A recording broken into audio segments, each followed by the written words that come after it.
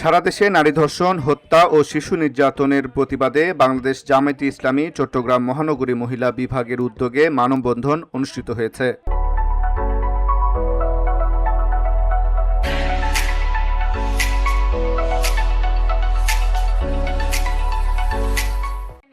মঙ্গলবার দুপুর 12টায় চট্টগ্রাম প্রেস ক্লাবের সামনে এ কর্মসূচি পালিত হয়।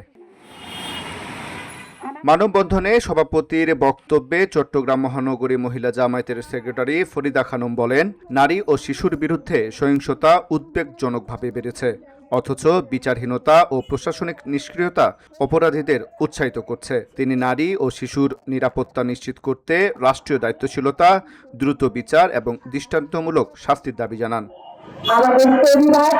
তিনি আরও বলেন, সামাজিক ও রাষ্ট্রীয় প্রতিরোধ গড়ে তুলতে সকলকে ঐক্যবদ্ধ হতে হবে। মানববন্ধন থেকে নারী ও শিশু নির্যাতনের বিরুদ্ধে 12 দফা দাবি উত্থাপন করা হয়। কর্মসূচিতে মহানগরী মহিলা বিভাগের বিভিন্ন নেত্রী ও কর্মীরা উপস্থিত ছিলেন। VOD Bangla news desk.